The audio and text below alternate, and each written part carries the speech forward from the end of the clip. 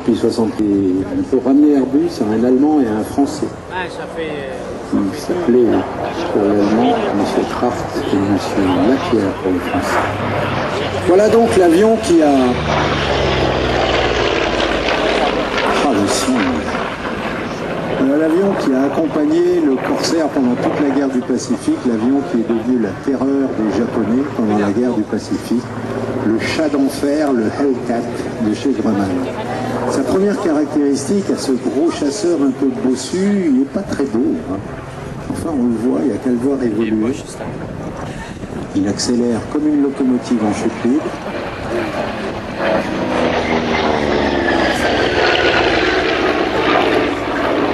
Et il restitue son énergie à la verticale, il monte avec ce gros moteur qui a un souffle grave et qui le tire et le remorque sans trop de difficulté. Le Hellcat était un avion merveilleusement dessiné. Il était très facile à piloter et c'était sa première grande qualité. C'est un avion qui, dans la hiérarchie des matériels militaires, vous savez,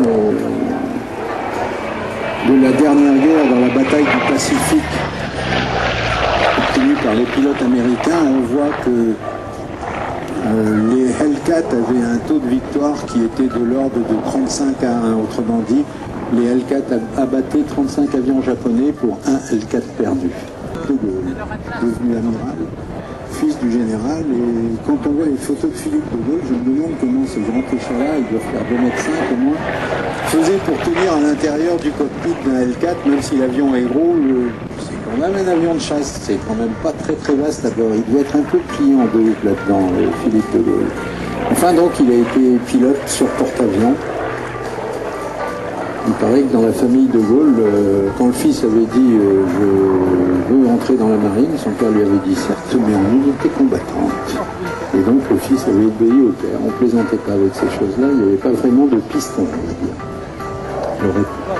L'avion est piloté, alors il appartient cet avion à une des plus belles collections d'avions de la dernière guerre du monde. Une collection qui est basée à Oxford, en Grande-Bretagne, à côté de Cambridge, qui s'appelle la Fighter Collection, qui est animée par un personnage hors norme. C'est vrai que les pilotes japonais, c'était la fin de la guerre, ils n'étaient plus tout à fait du niveau des pilotes japonais du début de la guerre. Les pilotes américains, eux, commençaient d'être formidablement bien formés et entraînés. Et en plus, ils avaient des avions comme celui-là, ils avaient des Hellcat. Mais ce Hellcat-là, celui-là même qui est devant vous dans le ciel, ce matin-là a battu 7 avions japonais en l'espace d'une trentaine de minutes. Attends, Kevin. Au décollage, 2 autres légendes qu'on va retrouver dans le ciel dans quelques minutes.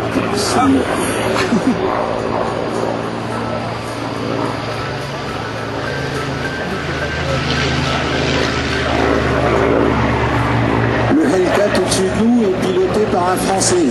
Philippe Marchasson, qui est aux commandes de cet avion, il y a encore peu de temps, il était pilote dans l'armée de l'air. Et entre autres, il était le pilote de présentation officielle de l'Alpha Jet pour le compte de l'armée de l'air. Philippe, c'est une fine main, une fine gâchette.